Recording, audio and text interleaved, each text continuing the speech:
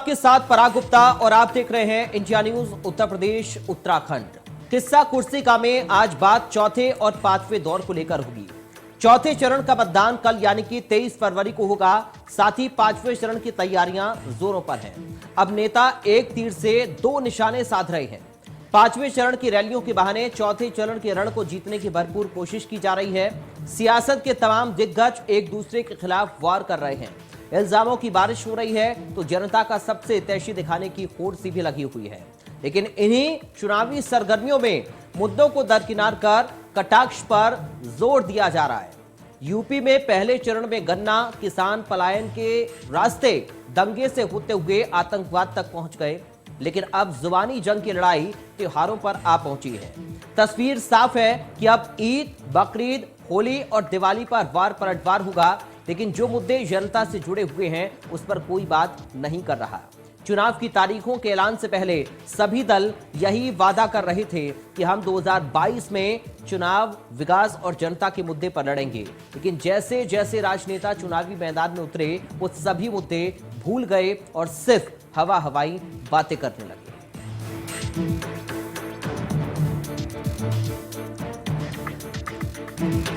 कहा जाता है कि दिल्ली का सियासी रास्ता यूपी से होकर जाता है और यूपी का किला जिसको फतेह करना है उसके लिए लखनऊ की किलेबंदी भी बेहद अहम हो जाती है। अब ऐसे में यह समझना जरूरी हो जाता है कि उत्तर प्रदेश में हो रहे विधानसभा चुनाव के बीच राजधानी लखनऊ की 9 विधानसभा सीटों पर समीकरण क्या है, किस पार्टी ने किस वोट बैंक को ध्यान में रखते हुए प्रत्याशी उतारे हैं और क्या इन्हीं समीकरणों के सहारे उम्मीदवारों की उम्मीद में परवान चढ़ेंगी। लखनऊ है तो महज गुंबदो मीनार नहीं, सिर्फ एक शहर नहीं, ऊंचा और बाजार नहीं, इसके आंचल में मोहब्बत के फूल खिलते हैं, इसकी गलियों में फरिश्तों के पते मिलते हैं। योगेश परवीन के इस शेर का पढ़ने का मतलब आप समझ गए होंगे कि बात तहजीब के शहर लखनऊ की हो रही है। सूबे की राजधानी लखनऊ चौथे मरहले में सबसे ज्यादा आकर्षण का केंद्र है। चर्चा का केंद्र इसलिए नहीं कि नवाबों की बनाई हुई इमारतों की वजह से, तहजीब, नफासत या नजाकत की वजह से, बल्कि इस वक्त तहजीब के शहर की हर गलियों में शायरी तुकबंदी नहीं बल्कि सियासी अनुमानों की बाढ़ सी आई हुई है। हर सियासी पार्टी के नेता पूरी शिद्दत, लगन, जज्बे और हौसले के साथ अपनी उम्मीदवारी की परवान चढ़ा रहे हैं। यूं तो चौथे चरण में कुल 9 जिले हैं, लेकिन अवध लैंड में सबसे ज्यादा शोर लखनऊ को लेकर है।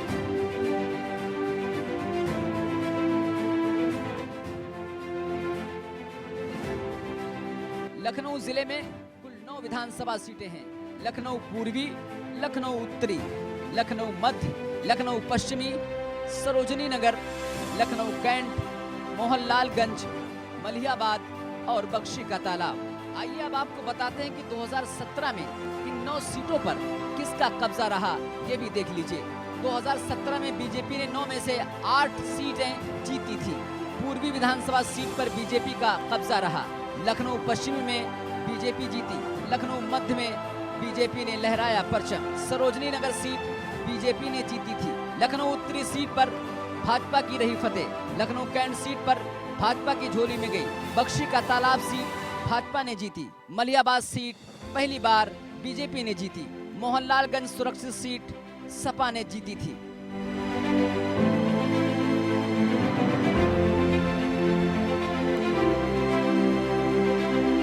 चुनावी फिजाओं में गहमा गहमी है।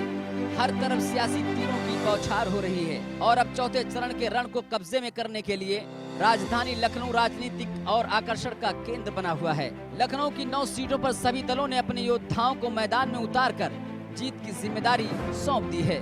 मतदान 23 तारीख को होगा, लेकिन कयासों के बाजार गर्म हैं। सभी 9 सीटों पर सभी दल अपने तुर्क के इक्के को उम्मीद लगाए बैठे हुए हैं। यूं तो लखनऊ में चुनाव 9 सीटों पर हो रहे हैं, लेकिन चेहरे ऐसे हैं जिन पर सबकी निगाहें हैं, जिनकी साख दांव पर है। आशुतोष टंडन, रविदास मेहरोत्रा, अभिषेक मिश्रा, राजेश्वर सिंह, ब्रजेश पाठक और बीजेपी के सांसद कौशल किशोर की पत्नी जय देवी भी शामिल हैं। ऐसे में भाजपा अपना पुराना रिकॉर्ड कायम रखना चाहेगी तो सपा 2012 के प्रदर्शन को दोहराना चाहेगी। इसके अलावा कई सीटें ऐसी भी हैं जहां सपा और कांग्रेस भी उलटफेर कर सकती हैं। इसलिए भाजपा और सपा दोनों आगाह हैं। फिलहाल कयासों के सहारे आकलन करते रहिए। Bureau report, India news, Uttar Pradesh, Uttarakhand.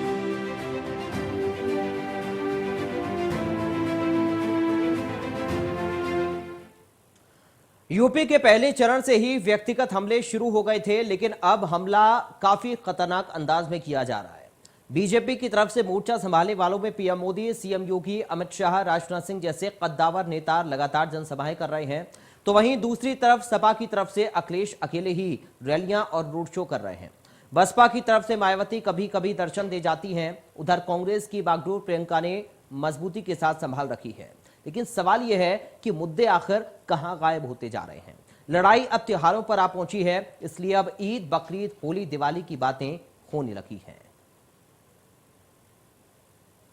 पहले चरण के पलायन से शुरू हुई जंग दंगा के रास्ते होते हुए चौथे चरण में आतंकवाद पर घमासान हुआ। अब पांचवें चरण के रण में जीत दर्ज करने के लिए त्योहारों का सहारा भी लिया जा रहा है। अब लड़ाई ईद, बकरीद, होली, दिवाली पर आ पहुंची है और इसी कड़ी में योगी ने आज राम मंदिर के मुद्दे के सहारे अपने कोर वोटरों को रिझाने की पूरी कोशिश की है। याद करिए 5 साल पहले भी मैं आया था ना, तब भी मैंने कहा था ना कि रामलला हम आएंगे, मंदिर वहीं बनाएंगे। पूरा हुआ है ना।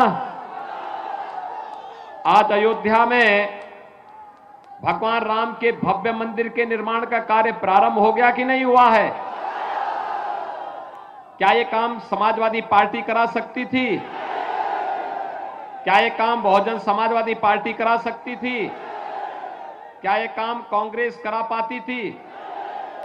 भाइयों बहनों, कांग्रेस ने अयोध्या में राम जन्मभूमि पर ताला लगा दिया था। समाजवादी पार्टी की सरकार के समय राम भक्तों पर गोलियां चली थी और सैकड़ों राम भक्त मारे गए थे। और बहुजन समाजवादी पार्टी क्या बोलती थी अयोध्या के बारे में, ये किसी से नहीं छुपा हुआ है। भाइयों बहनों, मैं तो केवल आपसे कहने के लिए आया हूं कि पूरी दुनिया आज अयोध्या की ओर देख रही है। सीएम योगी यही नहीं रुके, बल्कि पिछली सरकारों पर इल्जाम आयद करते हुए कहा कि त्योहारों में अनदेखी हुआ करती थी। 2017 के पहले बिजली मिलती थी, आज तो मिलती होगी ना। देखो 2017 के पहले बिजली की भी उत्तर प्रदेश में जाति और मजहब हुआ करता था। ईद और मुहर्रम होता था तो बिजली आती थी, होली और दीपावली में बिजली गायब रहती थी। ये सच है ना। आज तो बिजली 24 घंटे है। ऐसे में पीएम मोदी कहां पीछे रहने वाले। सपा, बसपा, कांग्रेस पर जमकर प्रहार किया कि यूपी चुनाव में इस बार भी जीत का चौका लगने वाला है। चौका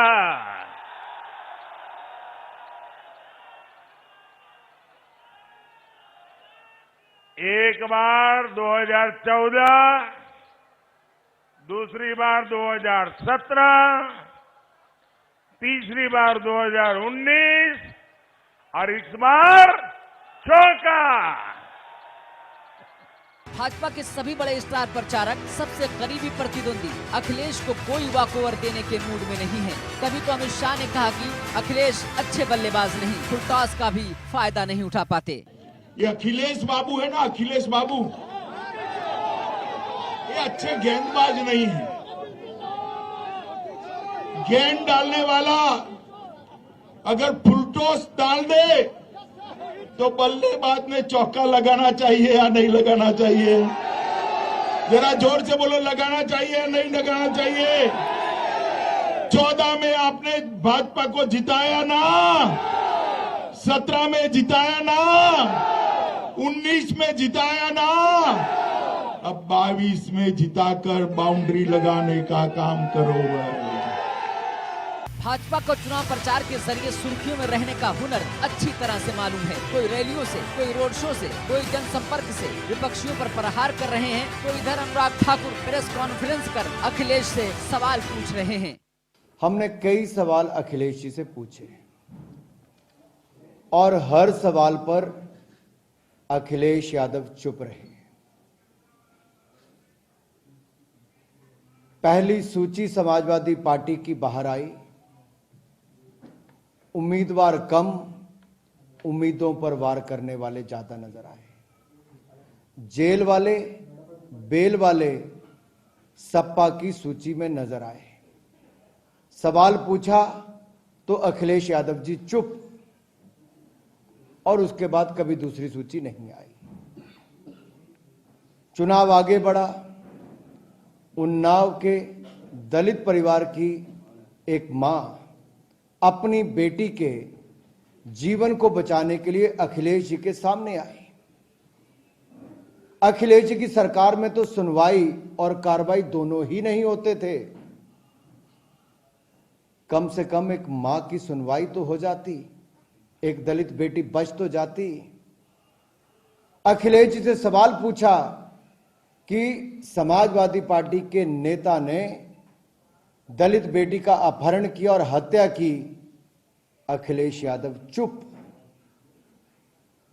उधर सपा प्रमुख अखिलेश यादव भाजपा को हर रैलियों में ललकार रहे हैं। कभी भाजपा को देश की झूठी पार्टी कहकर तंज करते हैं, कभी भारतीय जनता पार्टी की उपमा देते हैं, कभी कहते हैं कि बीजेपी हार को देखते हुए बौखला गई है, क्योंकि इस बार जनता भाजपा का सफाया करने के लिए तैयार है। जी हमारे साथ है, कौशाम्बी में पहुंचे हैं। एक कौशाम्बी इस बार पूरा सफाया करेगी। समाजवादी पार्टी के पक्ष में मतदान होने जा रहा है। चौथे चरण का मतदान होने जा रहा है। किस रूप में? चौथे चरण तक बहुमत समाजवादी पार्टी और गठबंधन की पार्टी को सरकार बनेगी।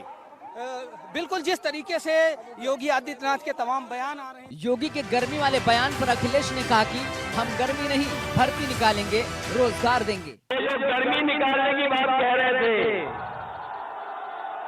इन्होंने कोई भर्ती नहीं निकाली फौज में। समाजवादी सरकार बनेगी तो फौज में भर्ती और पुलिस में भर्ती निकालने का काम और नौजवानों को नौकरी देने का काम होगा।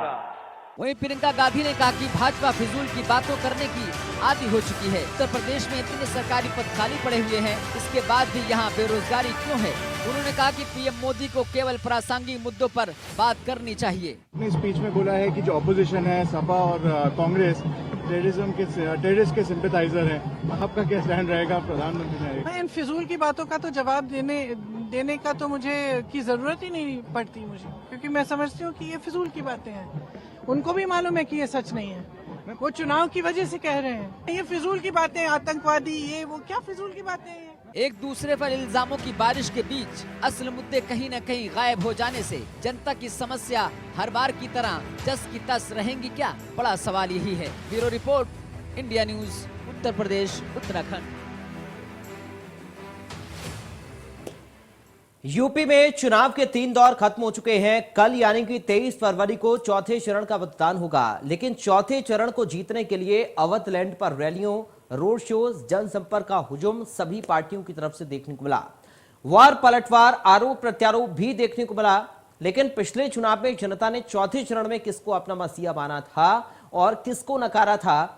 पिछली बार की बात की जाए तो बीजेपी ने चौथे चरण की बाजी भी अपने ही नाम की थी, लेकिन इस बार बीजेपी पर दबाव ज्यादा है, क्योंकि उसे अपने किले को सुरक्षित रखना होगा। तो वहीं विपक्षी बीजेपी के किले को सेंधमारी करने के लिए जी जान से कोशिश कर रहे हैं। 3 चरणों का मतदान खत्म हो चुका है। चौथे चरण के रण को अपने हक में करने के लिए अवध लैंड जमघट का केंद्र बन गया है। चौथे चरण के रण को जीतने के लिए नेता अपनी अपनी ताकतें लगा रहे हैं। एक दूसरे पर आरोप प्रत्यारोप का दौर चल रहा है। ऐसे में राजधानी की कुर्सी के पास के करीब के इलाके को जीतकर अपनी अपनी उम्मीदों को नेता और परवान चढ़ा रहे हैं। रैलियां, रोड शो, जनसंपर्क के माध्यम से वोट देने की अपील की जा रही है। ऐसे में अवध लैंड की जमीन पर कब्जा करने के लिए सभी दलों के लिए निर्णायक होने जा रहा है। चौथे चरण में 9 जिलों की 7 सीटों पर 23 फरवरी को मतदान होना है। अवध क्षेत्र में भाजपा ने वर्ष 2017 में 50 सीटें जीती थी। लखनऊ की 9 सीटों में भाजपा ने 8 सीटें जीतकर रिकॉर्ड कायम कर दिया था।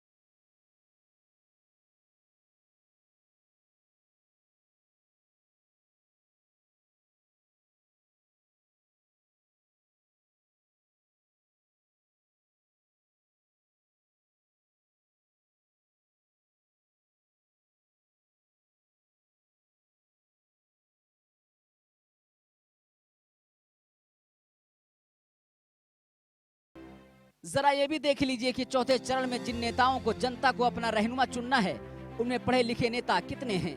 201 यानी 32%, 5वीं से 12वीं के बीच पढ़े लिखे लोग हैं। 375 यानी 60% स्नातक या इससे अधिक पढ़े लिखे हैं। 9 उम्मीदवार असाक्षर, 30 उम्मीदवार सिर्फ साक्षर, 91 यानी 15% महिला उम्मीदवार मैदान में हैं।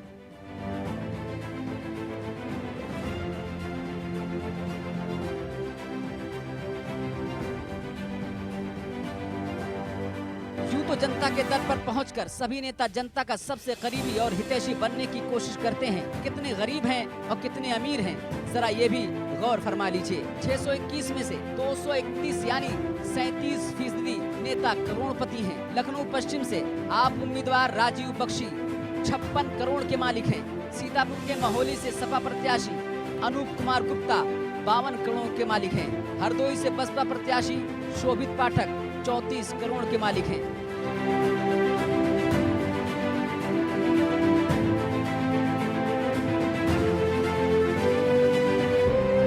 ये रही अमीर नेताओं की तादाद। अब आपको जनता के मसीहाओं में कितने करोड़पति महोदय हैं, ये भी जान लीजिए। भाजपा 57 में से 50 यानी 88%, सपा 57 में से 48 यानी 84%, बसपा 59 में से 44 यानी 75%, कांग्रेस 58 में से 28 यानी 48%, आप 45 में से 16 यानी 36% करोड़पति हैं।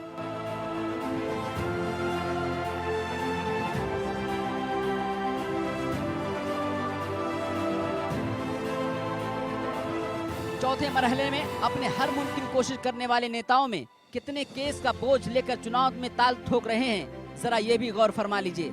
लखनऊ मध्य सपा रविदास मेहरोत्रा 22 मामले दर्ज हैं। हरदोई बालामऊ कांग्रेस सुरेंद्र कुमार 9 मामले दर्ज हैं। लखनऊ सरोजनी नगर बसपा जलीश खान 5 मामले दर्ज हैं। एक दूसरे पर सभी पार्टियों के नेता खुद को साफ, दूसरे पर दाग लगाने के लिए पुरजोर कोशिश तो करते हैं, लेकिन देखिए किसके दामन में कितने दाग हैं।